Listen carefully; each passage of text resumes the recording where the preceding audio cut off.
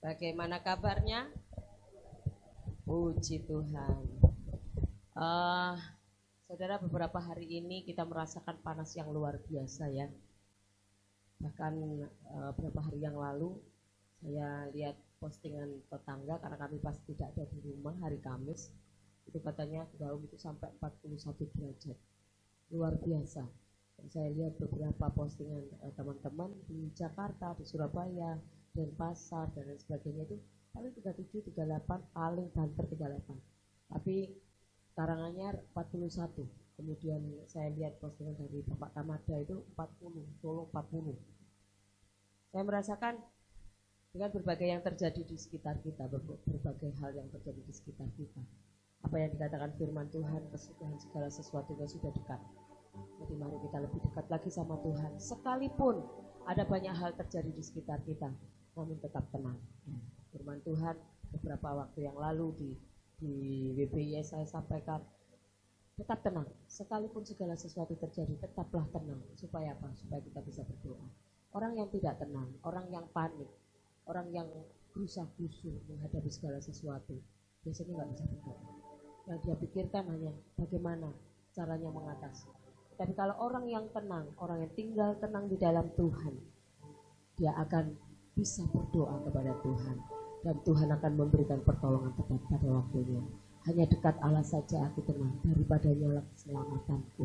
Karena Dia gunung batu kehidupan kita, Dia pengharapan kita. Percayalah, di saat Tuhan ada bersama-sama dengan kita, keselamatan itu Tuhan jamin buat kita. Mari kita sama-sama berdoa. Tuhan Yesus, kami mau mengandalkan Tuhan saja di dalam kehidupan kami, bukan yang lain Tuhan. Karena kami tahu di dalam Tuhan ada ketenangan, di dalam Tuhan ada keselamatan, di dalam Tuhan ada pengharapan, bahkan di dalam Tuhan ada kekuatan, ada kekayaan, ada pengharapan. Bahkan segala sesuatu yang kami perlukan, Tuhan sudah jaminkan di dalam Engkau.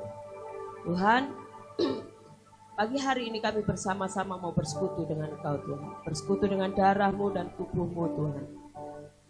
Kami rindu Tuhan. Hari ini bukan hanya sekedar kami beribadah secara rutinitas, melakukan perjamuan kudus secara rutinitas. Tapi kami percaya, kami mau sandarkan hidup kami kepada Tuhan. Kami mau andalkan Tuhan di dalam kehidupan kami. Karena Engkau yang menjamin keselamatan kami, Engkau yang menjadi pengharapan kami. Darah-Mu Tuhan sudah menebus kami. Engkau tercabik-cabik, tubuh-Mu tercabik-cabik. Semuanya demi kami Tuhan. Apa yang kami saat ini rasakan, apa yang saat ini kami pergumulkan, kami hanya taruh di bawah kaki-Mu Tuhan Yesus. Terima kasih Tuhan, terima kasih. Kami mengucap syukur dan kami mau beribadah kepada Tuhan. Kami beri yang terbaik buat Tuhan. Dan kami mau persembahkan seluruhnya bagi kemuliaan dan kebesaran nama Tuhan saja. Terima kasih Tuhan Yesus, terima kasih.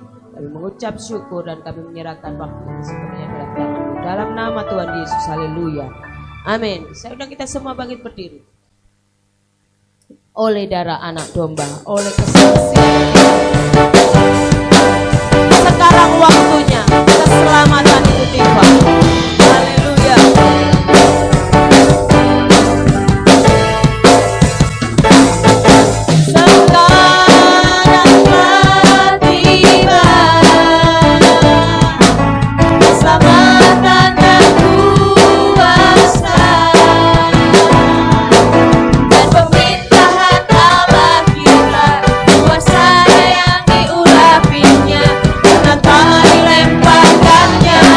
Para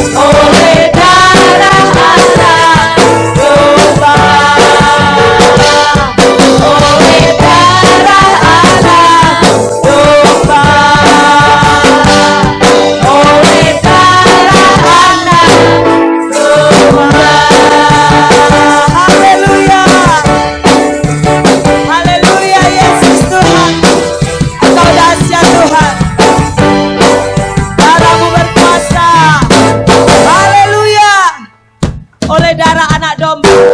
Kita berkuasa, kita berkemenangan. Kita menang karena darah Yesus memiliki kuasa yang besar. Ada kuasa di dalam darahnya. Haleluya. Ada kuasa dalam darahnya. Darah domba Allah. Ada kuasa dalam darahnya. Darah anak domba Allah. Ada kuasa dalam darahnya. Darah domba Allah. Ada kuasa dalam darahnya. Darah anak domba Allah. Ada kuasa dalam darahnya. Darah domba Allah. Ada kuasa dalam darahnya. Darah anak domba Allah. Ada kuasa dalam darahnya. Darah domba Allah. Ada kuasa dalam darahnya. Darah anak domba Allah. Dengan iman katakan, kuasa dalam darahnya. Darah domba Allah. Ada kuasa dalam darahnya. Darah anak domba Allah. Haleluya. Kami menang di dalam Engkau Tuhan. Ku menang sama Yesus Tuhan. Ku menang di dalam peperangan. Ku menang atas segala setan. Haleluya, haleluya. Ku menang sama Yesus Tuhan. Ku menang di dalam peperangan. Ku menang atas segala setan. Haleluya, haleluya. Ku menang. Haleluya. Haleluya. Ya Bapa. Haleluya. Haleluya. Ya naik Roh Kudus turun. Ku menang sama Yesus Tuhan. Ku menang di dalam peperangan. Ku menang atas segala setan. Haleluya, haleluya. Ku menang. Haleluya. Ya bagi Tuhan. Haleluya. Ya kasih Yesus. Haleluya. Ya naik Roh Kudus turun. Haleluya. Ya bangkit. Haleluya. Ya hidup. Haleluya. Ya naik Roh Kudus turun. Haleluya. Haleluya. Ya bangkit. Haleluya. Ya hidup. Haleluya. Ya naik Roh Kudus turun. Sekali lagi katakan. Haleluya. Ya bangkit. Haleluya. Ya hidup. Haleluya. Ya naik Roh Kudus turun. Roh Kudus turun. Roh Kudus turun. Haleluya. Engkau hidup Tuhan. Engkau berkuasa. Engkau kekal selama-lamanya Tuhan. Kuasa-Mu dahsyat. Kuasa-Mu ajaib Tuhan. Kami percaya hanya di dalam Engkau Tuhan ada keselamatan, ada pengharapan. Olehnya kami gak mau lari kepada apapun Tuhan. Hidup kami ada di tangan-Mu. Pengharapan kami ada di tangan-Mu Tuhan. Kami menemukan apa yang kami perlukan di dalam Engkau. Terima kasih Tuhan Yesus. Haleluya, haleluya. Yesus Tuhan.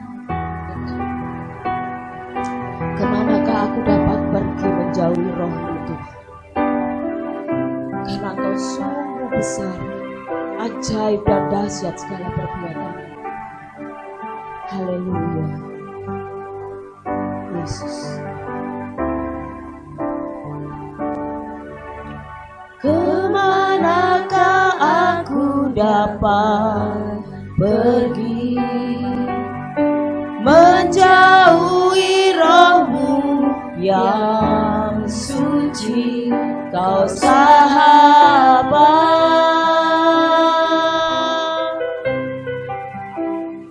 dan Kau dekat.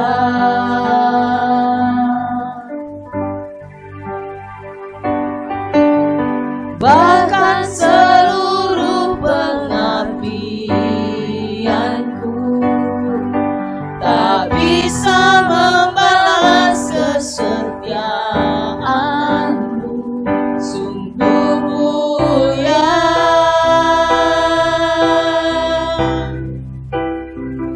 dan berharga, sungguh besar pengorbanan-Mu bagiku, terlalu dalam untuk dimengerti, sungguh besar,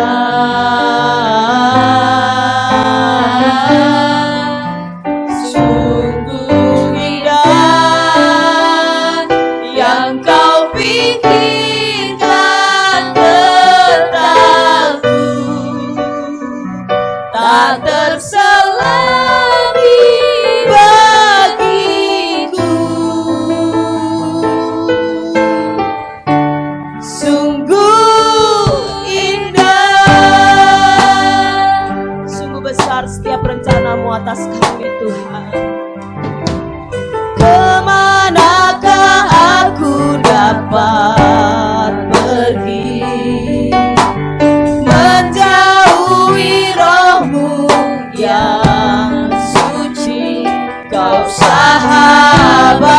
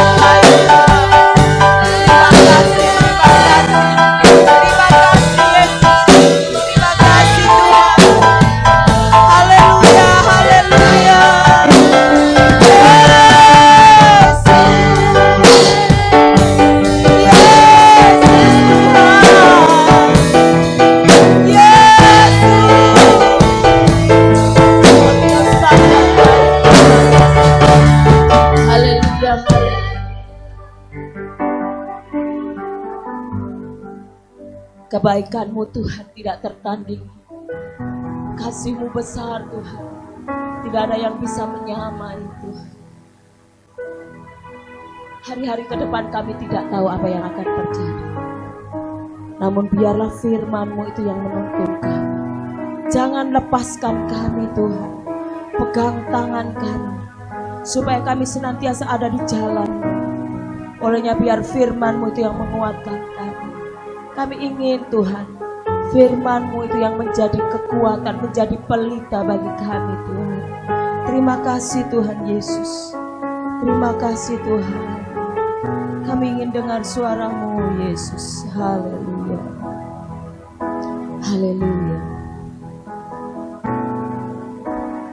Ku ingin mendengar suara-Mu Tuhanku. Ku sadar diciptakan untuk rencana-Mu yang mulia. Ku serahkan hidupku padamu Yesus Rajaku. Kan ku perhatikan kehendak-Mu padaku.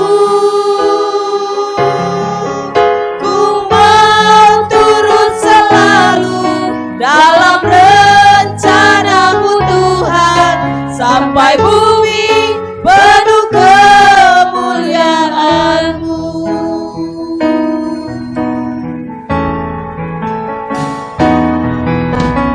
Ku ingin mendengar suara-Mu Tuhanku. Ku sadar diciptakan untuk rencana-Mu yang mulia. Ku serahkan hidupku padamu Yesus Rajaku. Kan ku perhatikan kehendak-Mu padaku. Ku mau turut selalu dalam rencana-Mu Tuhan, sampai bumi penuh kemuliaan-Mu.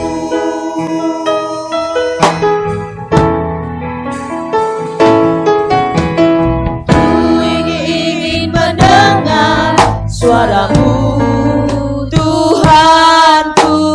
Ku sadar diciptakan untuk rencana-Mu yang mulia.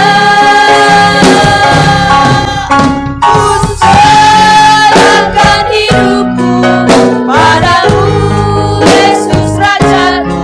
Kan ku perhatikan kehendak-Mu padaku.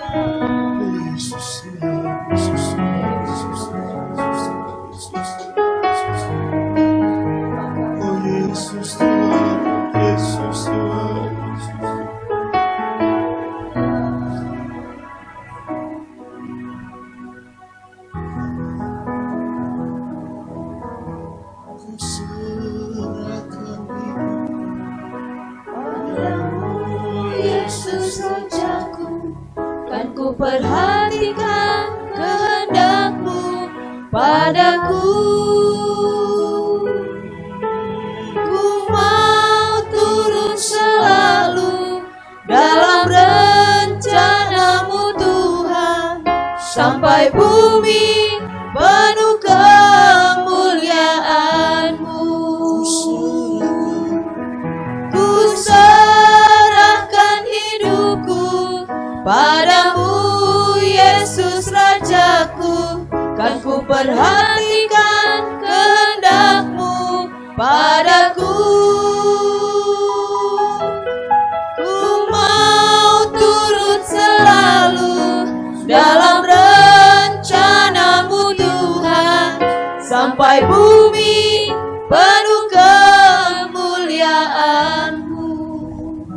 Sekarang Tuhan berbicara kepada kami, buat kami mengerti menangkap setiap panca indera rohani yang kami terima firman diaktifkan demi nama Yesus Kristus. Dan biarlah Tuhan selalu bekerja dalam rohnya atas setiap kami semua. Kami siap melakukan firman demi nama Tuhan Yesus Kristus. Haleluya. Kita semua siap katakan amin. Silakan duduk Bapak Ibu Saudara kasih Tuhan. Shalom. Selamat pagi. Saya percaya setiap kita pasti diberkati Tuhan. Amin. Iya. Anugerahnya telah memerdekakan kita. Kasih-Nya membuat kita jadi baru hari ini. Dan olehnya mari sama-sama kita hidup dalam anugerah dan kemurahan Tuhan yang sungguh dan amat besar dalam hidup kita. Puji Tuhan, Bapak Ibu Saudara yang dikasihi Tuhan.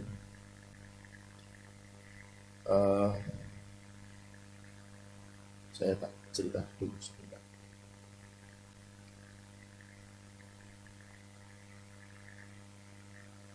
Curhat ya saudara. Saya tidak tahu kenapa hati ini. Cuma hati ini merasa kayak ada sesuatu yang seperti ada beban ini, ganjel di hati sejak tadi. Saya datang bersama dengan Bapak yang melayani hari ini di ruang sebelah kita berdoa. Saya nangis sampai dengan saudara nyanyi puji Tuhan. Saya pun nangis di situ. Saya nggak tahu kenapa gitu. Saya cuma berdoa sama Tuhan, kiranya Tuhan melindungi dan menjaga kita semua. Katakannya. Sebab yang tadi malam itu begini saudara. Tuhan tunjukkan ke saya itu ada sebuah, saya melihat ada api dan hiruk pikuk manusia di dalamnya. Pada awalnya begitu, sementara kemudian selesai khotbah Tuhan kasih terjemahan. Yang paling kuat adalah begini, bahwa api itu akan bicara tentang pemurnian. Pemurnian atas gereja Tuhan, pemurnian atas umat Tuhan. Hiruk pikuknya manusia yang saya lihat itu bagaimana gereja Tuhan banyak yang enggak siap ketika dimurnikan dengan api Tuhan. Tidak saudara. Dan itu yang membuat saya nggak tahu apakah ini ada hubungannya atau tidak, tapi yang jelas di hati saya masih terasa seperti itu ya, kayak sesek gitu rasanya. Nah saya tidak tahu apakah pada akhirnya akan ada sesuatu yang Tuhan akan kerjakan, entah atas gereja Tuhan di kota ini, di bangsa ini, atau gereja Tuhan yang ada di sini, saya tidak tahu. Itu sebabnya saya mengajak Bapak Ibu Saudara, sementara firman Tuhan disampaikan, yuk sama-sama buka hati dan kemudian masukkan firman itu di hati kita masing-masing. Agar kalau memang benar-benar api itu bicara kita, pemurnian itu bicara CSK Family, kita siap untuk dimurnikan. Yang siap katakan amin.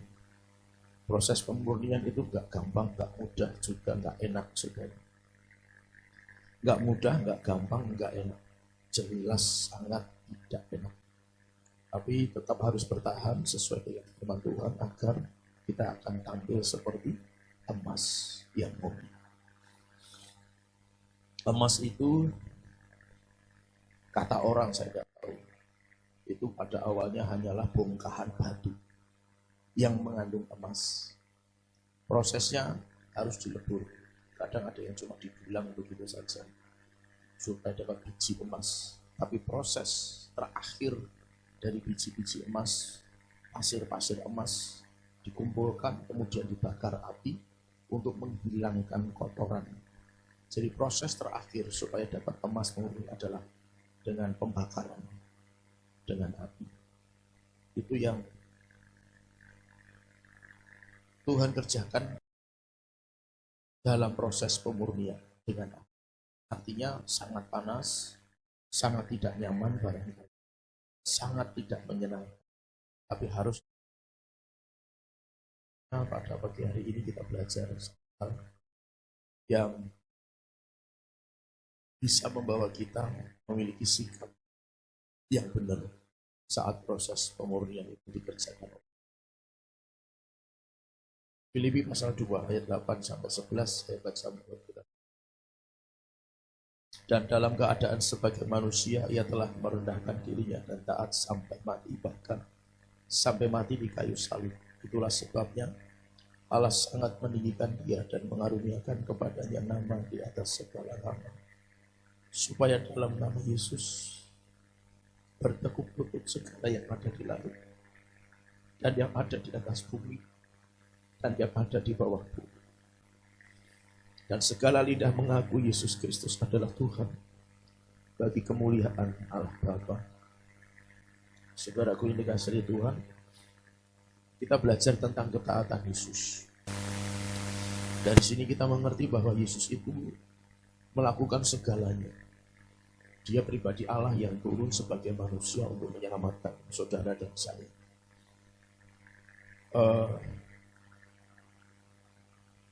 Hal yang paling susah untuk dimengerti itu begini, saudara. Yesus juga pernah ngomong, kalau ada orang mau rela berkorban demi orang baik, banyak. Kalau ada orang rela berkorban demi orang baik, banyak. Tapi kalau orang rela berkorban demi orang jahat, bahkan mungkin tidak ada. Siapa yang mau bela orang jahat? Banyakan orang tak mau.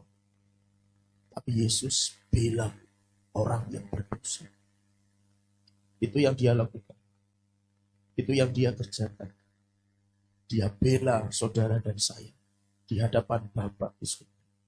Agar apa? Kita diselamatkan dan tidak binasa. Karena begitu besar kasih Allah akan dunia ini sehingga ia mengaruniakan anaknya yang hidup. Supaya barang siapa yang percaya padanya tidak binasa, melainkan peroleh hidup yang hidup. Dia bela orang berdosa itu, saudara dan saya. Dia bela. Supaya apa? Kita tidak mendapatkan penghukuman. Dan itulah nilai ketaatan yang Tuhan Yesus sudah lakukan buat saudara dan saya. Dia taat sampai mati, bahkan matinya di kayu salib. Tidak hanya sekedar mati biasa. Mati pun dianggap sebagai orang berdosa sekalipun tidak berdosa. Tapi dia rela taat sampai mati di kayu salib. Dan hasil dampak dari ketaatan Yesus tidak hanya untuk dirinya sendiri. Bahwa dia dapat nama di atas segala nama. Tidak. Tetapi dampak dari ketaatannya bahwa segala bangsa mendapatkan keselamatan. Seluruh bangsa, seluruh bumi, seluruh dunia mendapatkan keselamatan. Karena ketaatan Yesus berdampak pada seluruh bumi. Semua orang, tidak ada satu yang tidak kena dampak itu. Hanya pada akhirnya memang ayat 11 dikatakan barang yang mengaku dan segala lidah mengaku. Kalau ngaku, kalau mau percaya, dapat itu keselamatan. Tapi kalau nggak mau ngaku, nggak mau percaya, nggak dapat keselamatan. Tapi dampak ketaatan Yesus yang mau mati di kayu salib itu berdampak pada semua orang, tidak hanya pada dirinya sendiri saja. Istilah kita yang sering kita dengar, Yesus diberkati misalnya begitu. Yesus kemudian dimuliakan. Yesus dipandang hebat dan seterusnya. Tidak hanya itu saja. Memang dia dikaruniakan kepadanya nama di atas segala nama. Jadi nama yang berkuasa. Nama yang melebihi segala sesuatu. Itulah nama Yesus. Dampak dari ketaatan Yesus dirasakan untuk semua orang. Saya ingin mengajak saudara melihat dalam satu kisah dampak ketaatan yang lain. Dalam 1 Raja-Raja 17 ini kisah yang cukup populer, familiar dengan kita semua, yaitu kisah janda Sarfat. Saya nggak baca semua, saya baca 7-9. Tapi sesudah beberapa waktu sungai itu menjadi kering sebab hujan tiada turun di negeri itu, maka datanglah firman Tuhan kepada Elia, bersiaplah pergi ke Sarfat yang termasuk wilayah Sidon dan diamlah di sana.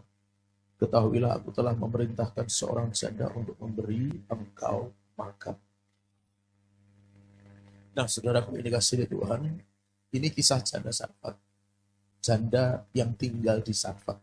Namanya bukan Sarfat, tapi janda yang tinggal di daerah Sarfat yang termasuk wilayah Sidon. Jadi ada Sarfat yang lain. Dengan saudara ya, seperti saudara pergi ke daerah Mojokerto, ada nama Surabaya di sana. Nah, jadi kalau membahasakan kira-kira Surabaya yang termasuk wilayah Mojokerto. Ini Sarfat yang masuk wilayah Sidon. Jadi ada Sarfat yang lain. Ada seorang janda yang tinggal di sana, yang disiapkan Tuhan untuk memelihara Elia. Dampak dari ketaatan Elia, disuruh Tuhan pergi ke Sarfat, ketemu seorang janda di sana. Kita tahu bersama ceritanya, bahwa pada akhirnya 3 orang, Elia, si janda dan anaknya, anak dari si janda itu, akhirnya dipelihara Tuhan sampai pada musim penghujan. Karena pada waktu itu kekeringan 3,5 tahun. Saudara perhatikan, dampak dari ketaatan Elia tidak hanya berdampak pada dirinya sendiri, Elia yang taat, tapi berdampak pada pemeliharaan Tuhan, perubahan secara mendasar yang dialami oleh 3 orang itu, yaitu Elia, janda, dan anak. Jadi ketika seseorang taat, itu dampaknya tidak hanya pada dirinya yang taat, hidupnya jadi lebih diberkati, lebih semakin dipakai Tuhan dan sebagainya. Enggak, saudara.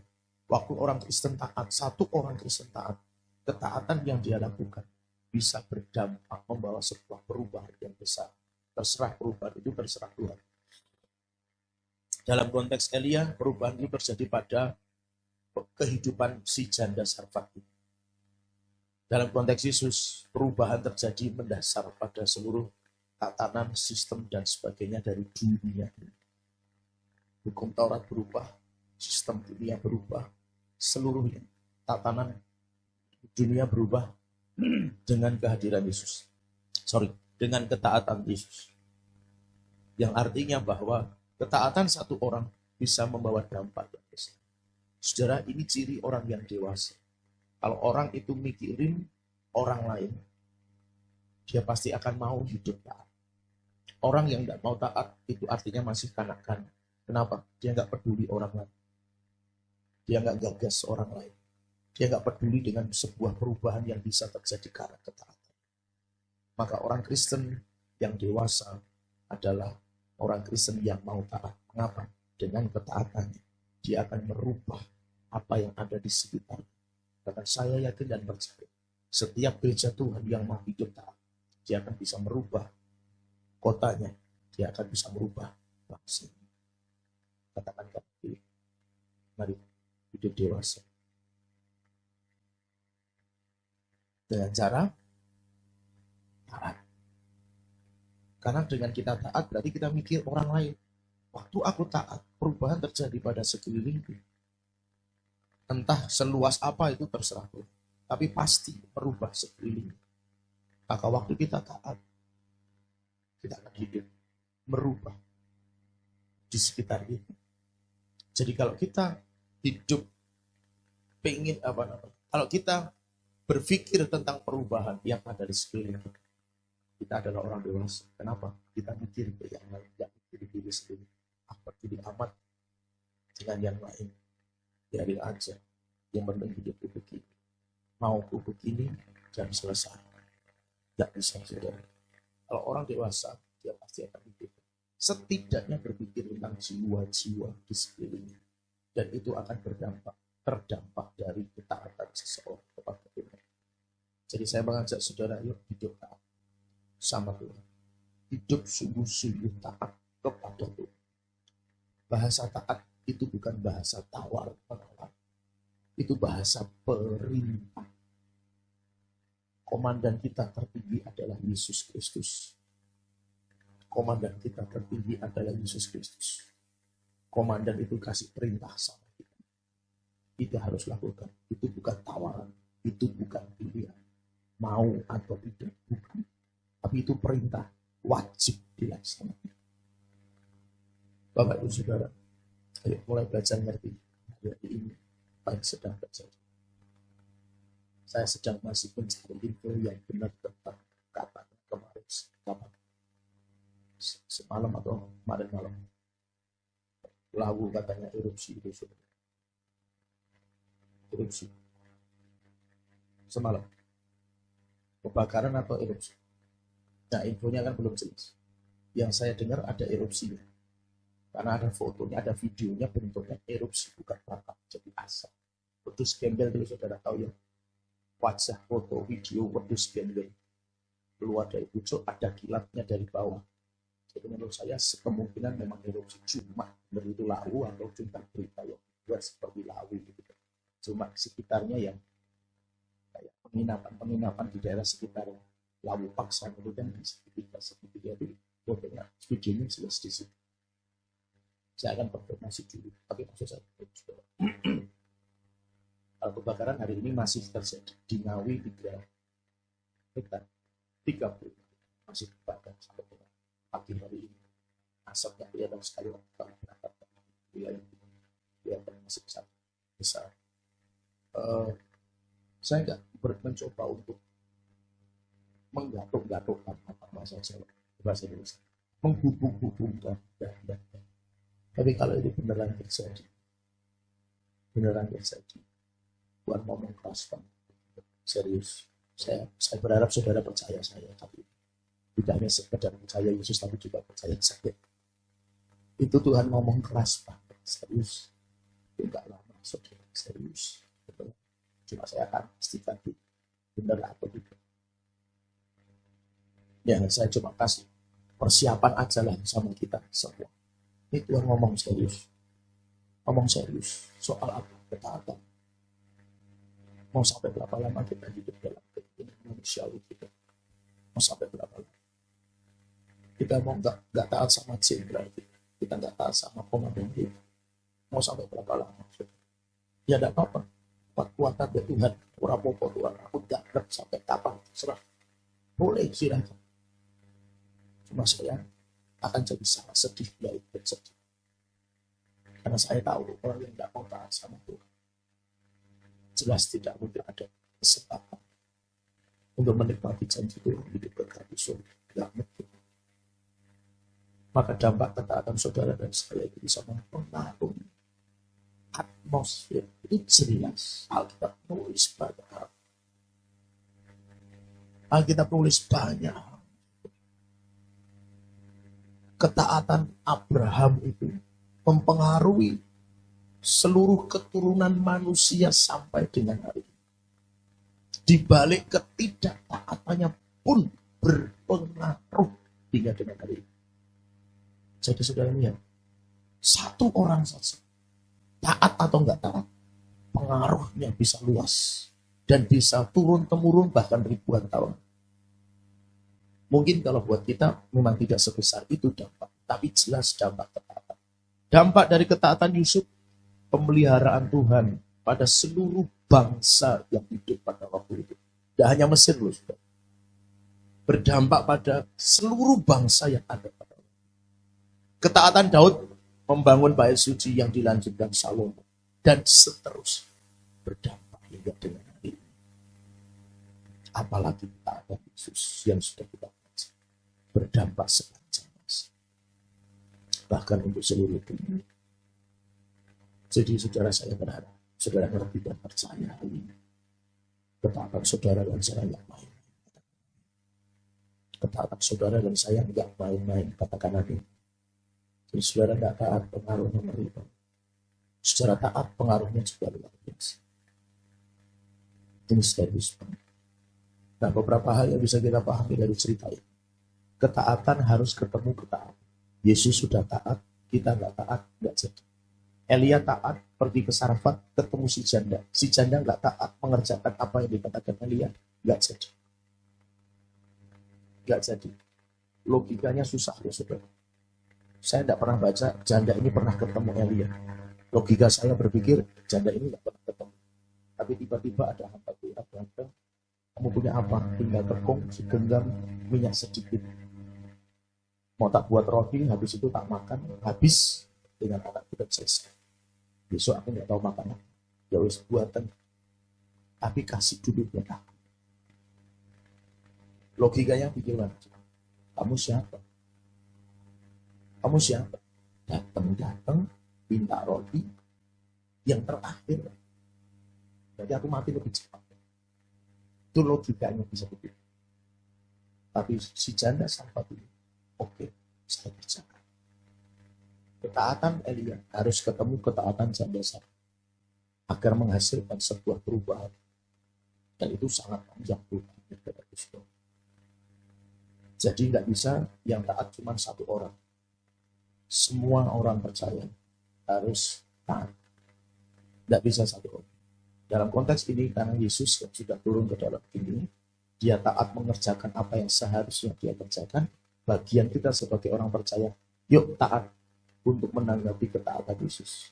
Supaya ketaatan Yesus, ketaatan kita ketemu, menghasilkan sebuah perubahan. Katakan amin. Ya, karena waktu Yesus taat itu kasih. Waktu kita taat itu kasih kita. Kasih Yesus ketemu dengan kasih kita. Akan berdampak pada kasih yang keluar dari hati kita. Untuk sekitar kita. Untuk sekeliling kita. Perubahan itu harus terjadi. Tapi ketaatan harus ketemu. Ketaatan. Kedua, Bapak Ibu Saudara. Kenyataan kadang-kadang terjadi di luar harapan. Ayatnya tadi jelas mengatakan sesudah beberapa waktu sungai itu menjadi kering. Sungai kering yang dipakai oleh Tuhan untuk memelihara hidup Elia itu jadi kering. Lalu Tuhan kan ngomong sama Elia, kamu pergi ke sana. Sudah tak siapin di sana orang yang mau pelihara kamu. Logikanya, logika manusianya. Tadinya kan Tuhan pelihara Elia dengan sungai yang terus mengalir kan saudara ya. Nah, waktu itu jadi kering, logika kita biasanya berpikir, berarti tempat yang nanti baru sama nih, paling enggak. Masalah burung gagaknya oke lah mungkin diganti. Tapi sungainya kan sama. Bahasanya mungkin bukan sungai, airnya sama. Karena di sini sudah jadi kering, berarti di tempat sana melimpah air dong. Logikanya gitu kan saudara. Tapi pada waktu Elia nurun sama Tuhan, ketemu seorang janda yang hampir mati. Saya katakan hampir mati karena persediaan makanan tinggal sekali. Tadi sudah saya sebutkan. Tinggal sekali dibuat, dimakan, selesai. Tuhan mau pelihara aku dari seorang janda yang pasokan makannya tinggal sekali. Mau pelihara dari mana? Mau menghidupkan hidupku dari mana? Dia aja makan susah. Sebentar lagi dia juga akan mati. Anggap saja airnya ada. Terus mau dipelihara dari mana? Kenyataan seringkali tidak sesuai harapan. Tapi Elia tetap taat sama Tuhan. Dan dia berkata, buat dulu itu roti, tapi untuk aku. Setelah itu kamu buat untuk kamu dan ketaatan Elia seringkali sama seperti ketaatan kita. Dalam cerita yang berbeda, Tuhan aku taat. Tapi kenyataannya kok kayak gitu. Terus bagaimana sikap kita? Masih mau taat atau enggak? Yesus berdoa, Bapa, kalau boleh lakukan salah daripada. Tapi jangan. Melainkan ada satu kalimat manusia Yesus yang sempat keluar. Eli, Eli. Allahku, Allahku. Mengapa engkau meninggal? Kenyataan beda seperti yang diharapkan. Yesus sudah berdoa, Bapak nek boleh biarlah jalan ini, tapi jangan bergerak. Dan kehendak Bapa baginya tetap mati di kayu salib. Dia sempat berkata itu, Tuhan, kenapa kau tinggalkan aku? Yesus loh saudara, yang jelas pribadi Allah, yang jelas dia bisa bangkitkan orang yang mati. Dia bisa lakukan apa saja kepada setan, jumlahnya lebih dari 2.000 legion itu. Dia punya otoritas atas alam semesta. Bisa kan kalau dia berkata nggak jadi, nggak usah disalib. Aku berkata semua manusia selamat, bisa nggak? Bisa. Oh dia Allah. Tapi dia tetap rela taat melakukan apa yang harus dia lakukan. Ada satu ungkapan manusiawi yang Yesus nyatakan, Tuhan kenapa kau tinggalkan? Kadang mungkin kalimat yang sama pernah terucap di hati atau pikiran. Tuhan, aku sudah mulai belajar agama, tapi kenyataannya tidak sama seperti yang aku lakukan. Saudara tetap belajarlah. Kasih tahu pada diri, katakan tetap belajar. Amin. Amin. Proses pemurnian itu keras, yang tadi sudah saya singgung. Proses pemurnian itu gak nyaman, berat. Tapi ayo saudara, apapun yang terjadi, tetap. Dan sepakat katakan amin. Belajar tetap taat saudara. Gak bisa kita tidak taat, gak bisa. Serius. Alasan kita hari ini apa kita kata? Mungkin ada banyak, tapi saya dorong saudara untuk tetap belajar. Yang berikutnya saudara, kepercayaan itu harus diuji. Ayat 17 dari satu saya baca tadi. Sesudah itu, anak dari perempuan pemilik rumah itu jatuh sakit, dan sakitnya itu sangat keras, sampai tidak ada nafasnya lagi, alias meninggal. Perempuan ini sudah belajar taat, sudah melakukan apa yang diperintahkan oleh Tuhan melalui Elia. Perhatikan ini baik-baik. Catatannya nanti akan kita sambung. Tapi perhatikan, Tuhan perintah melalui Elia. Tuhan seringnya ngomong melalui hamba Tuhan. Tuhan bicara melalui Elia, Elisa, Yesaya, Yeremia, Mika, Yoel, Samuel, nabi-nabi yang lain yang tidak dicatat Alkitab. Daud ditegur Tuhan melalui Nathan. Tuhan ngomong sama Israel melalui Musa. Tuhan ngomong sama Timotius melalui Paulus. Banyak orang yang dipakai untuk bicara kepada kita.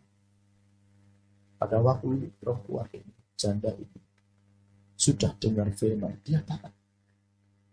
Dia lakukan. Dia nggak dapat direct langsung dari surga. Dia nggak dapat arahan langsung dari surga. Dia hanya dengar perintah manusia. Elia yang nggak pernah dia temui. Tapi dia belajar percaya dan lakukan. Pada waktu dia sudah lakukan hal buruk dalam tanda kutip, konteksnya mungkin bisa juga, atau orang memandang bisa dengan cara berbeda. Nasib buruk dalam tanda kutip menimpa dia, anak umat. Ayat berikutnya dikatakan, hai hamba Allah, apakah engkau ingin mendatangkan malapetaka kepada? Aku sudah belajar taat, lakukan firman Tuhan. Tapi sekarang satu-satunya yang masih tersisa dalam hidupku juga mati. Kadang Bapak Ibu Saudara itu terjadi. Nanti mungkin terjadi, tapi saya berdoa demi nama Yesus, kiranya hal-hal yang sedemikian jika dalam anugerah kehendak dan diizinkan, kiranya dilalui. dari setiap CSK. Tapi sekiranya itu terjadi, saudara coba lihat, mulai belajar tentang mungkin saja Tuhan, ini tinggal satu-satunya harapan yang sudah Engkau kasih. Hampir mirip seperti Abraham. Tuhan, aku sudah nunggu janjimu 25 tahun. Sudah nonton film Abraham? Belum? Nonton aja. Peperangan rohani yang saya rasakan dari Abraham melalui film itu saya lihat. Jadi gambarannya gini, saudara. Abraham itu kan akhirnya misah dengan Lot. Kemudian Abraham kan milih, karena Lot milih daerah Yordan yang hijau. Abraham dapat daerah yang kering. Dalam film itu digambarkan daerah itu tidak berubah semasa hidup Abraham. Padahal awalnya Sarai pengen udahlah nggak usah pindah kemana-mana, di sini aja bersama dengan keluarga. Enggak, ya, aku akan nuruti apa itu. Pindah daerah kering, nggak punya anak sampai bertahun-tahun. Itu jadi perangan rohani yang tajam. Kenapa? Tuhan seolah-olah di dalam hati. Saya hanya melihat film tapi di film itu tidak dikatakan. Cuma saya ngerasa kayak ada ungkapan dalam hati. Tuhan, ini janjimu. Nah, ini aku kondisinya kayak gini. Tanah yang kutempati tetap kering. Tidak bisa menghasilkan apa-apa. Sekarang istriku mikir terus, di janji Tuhan, mana janji Tuhan, mana? Aku tetap mandul. Aku tetap tidak punya anak. Tanah yang kita tempati tetap kering. Itu peperangan rohani. Atmosfernya ngeri, saudara. Setelah dapat Ishak, tumbuh sudah jadi remaja, pemuda, diminta sama Tuhan. Dimintanya tidak dengan cara seperti Samuel. Diminta dalam pengasuhan Imam Eli jadi hamba Tuhan. Sehingga setiap tahun, pada akhirnya Hana bersama dengan Elkana bisa mengunjungi Samuel di bait suci tempat mana ini seperti saudara, walaupun cuma setahun. Tapi Tuhan minta Ishak kepada Abraham tidak cara seperti itu. Dipotong bagaikan domba yang kemudian dibakar di atas api. Itu yang Tuhan minta. Sakitnya melihat Abraham mengalami peperangan hidupnya bisa. Seolah-olah masalah yang pernah datang dalam hidup kita bicara yang sama. Tuhan, aku sudah nunggu janjimu. Aku janjimu datang, sekarang kau minta lagi. Tuhan, tinggal ini satu-satunya yang aku miliki. Engkau pun memintanya. Tuhan, tinggal ini hidupku. Tidak ada sisanya lagi. Ini pun kau ambil, Tuhan. Seolah-olah akan ada kalimat-kalimat yang seperti itu. Pada saat proses pengujian dengan aku. Tapi saudara, saya mau katakan hari ini. Entah apapun yang terjadi di masa yang akan datang, saya tidak tahu. Tapi saya berharap saudara tetap percaya. Janji Tuhan selalu ya dan amin. Yang percaya bisa katakan amin. Ya dan amin artinya gini loh saudara. Mungkin iya bahwa kita kehilangan seperti janda. Mungkin iya bahwa kita kehilangan seperti Abraham. Mungkin iya kita kehilangan seperti kasus-kasus yang lain dalam hidup. Terjual seperti Yusuf. Terpisahkan dari keluarga dalam kurun waktu yang begitu lama. Tapi saudara tetap belajar percaya. Hidup taat. Ikuti perintah. Ikuti jalan Tuhan. Jangan bikin jalan sendiri. Jangan bikin jalur sendiri. Tetap ikuti jalan Tuhan. Walau menyakitkan. Walau tidak seperti yang diharapkan. Tetap ikuti jalan Tuhan. Tetap ikuti jalan Tuhan. Karena ujungnya pasti sukacita yang besar. Katakan amin. Ujungnya. Kita nggak bisa lihat hari ini. Abraham tidak bisa lihat bahwa setelah Ishak dibawa, ternyata ada domba di sana. Tidak bisa lihat. Janda ini tidak bisa ngerti bahwa anaknya pada akhirnya hidup lagi. Dia tidak pernah tahu. Tidak pernah ngerti sebelumnya. Yusuf tidak pernah menyangka penjualan, penderitaan, jinaan, aniaya, siksa itu membawanya jadi orang nomor 2 di Mesir. Yusuf tidak pernah tahu. Hanya Yesus yang tahu bahwa dia pasti akan mati. Murid-muridnya nggak pernah ngerti bahwa Yesus akan mati di kayu salib. Nggak pernah tahu. Dan juga nggak pernah ngerti bahwa Yesus akan bangkit lagi pada hari yang ketiga. Mereka nggak pernah ngerti. Hari itu nggak akan tahu. Apa yang saudara alami hari ini. Dan beberapa hari ke depan dalam proses pemurnian api Tuhan. Nggak akan pernah tahu. Apa yang terjadi di masanya. Tapi percayalah. Seperti film India. Staring itu happy ending juga. Jangan seperti film Cina. Lakon juga mati. Tapi kalau film India itu lakon mesti menang. Mbok musuhnya kaya mesti menang. Happy ending.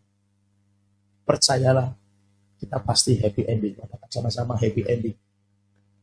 Akhir yang membahagiakan. Akhir yang membawa sukacita. Walau hari ini mungkin ada sesuatu, atau hari-hari ke depan saya tidak tahu. Hari-hari ke depan akan mengalami sesuatu saya tidak tahu. Tapi tetaplah percaya. Happy ending. Secara ketaatan itu perlu diuji. Ketaatan itu perlu diuji. Makanya Bapak Ibu Saudara mesti belajar ketaatan untuk tetap percaya firman Tuhan. Katakan amin. Percaya.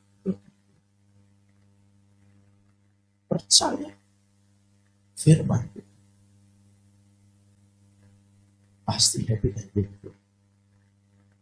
Pasti happy. Saya hanya bisa berdoa.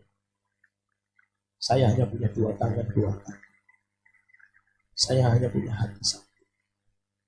Saya tidak bisa megang saudara sendiri satu persatu. Saya tidak bisa megang saudara dan jagain saudara satu persatu. Saya tidak bisa. Secara fisik. Di dalam doa, saya terus berdoa. Supaya setiap kita, roh, jiwa, dan tubuhnya terpelihara sendiri. Sampai kedatangan Yesus kali ini. Hanya bisa berdoa. Tapi percayalah saudara, kalau saudara taat, ketaatan saudara akan membawa perubahan yang besar. Bagi hidup keluargamu, masa depanmu, bagi hidup orang-orang yang ada di sekelilingmu, bagi ketamu dan bangsa. Jadi saudara ngerti dulu saudara. Ya aku nggak taat. Indonesia ini bisa rusak. Itu bahasa kasarnya. Dan aku tidak taat, karenanya itu bisa rusak. Dan aku nggak taat, gerejaku bisa rusak. Dan aku nggak taat, keluarga rumah tanggaku bisa rusak. Dan aku nggak taat, aku sendiri bisa rusak. Pahami itu. Supaya kita jadi ngerti, oh iya, aku nggak bisa main-main. Karena waktu aku main-main dengan hidup, aku sembarangan dengan hidup, orang di sekeliling bisa kena dampak yang buruk. Kotaku bisa kena dampak yang buruk. Bangsaku bisa kena dampak yang buruk.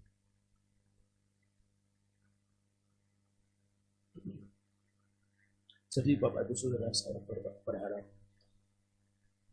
kita mengerti ini. Dan biarlah kiranya melalui perjamuan kudus pada saat ini. Kita jadi ngerti nilai ketaatan Tuhan. Dia taat sampai mati, bahkan mati terus. Waktu kita terima perjamuan kudus, mari berdoa supaya nilai ketaatan Kristus yang kita simbolkan melalui perjamuan kudus, yang kita yakini itu sebagai tubuh dan darah Kristus, kiranya ketaatan Kristus terimpartasi kepada kita semua, sehingga kita akan menjadi pribadi-pribadi yang benar-benar kita datang pada Tuhan bersiap untuk kita bersekutu dengan kita.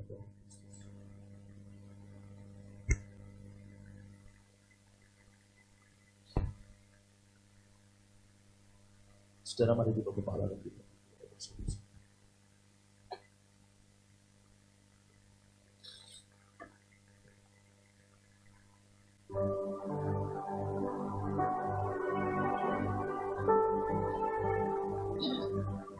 Kita naikkan pujian. Kemana kau?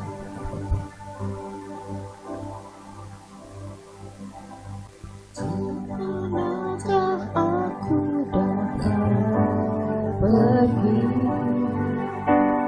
menjauhi rohmu yang suci, kau sahabat,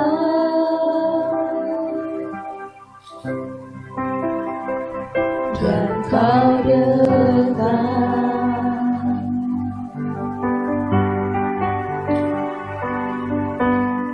Bahkan seluruh pengabdianku tak bisa membalas kesetiaanmu, sungguh mulia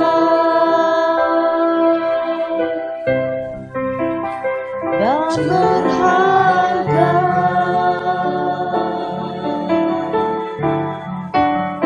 Sungguh besar pengorbananmu bagiku, terlalu dalam untuk dimengerti. Sungguh besar, sungguh indah yang kau pikirkan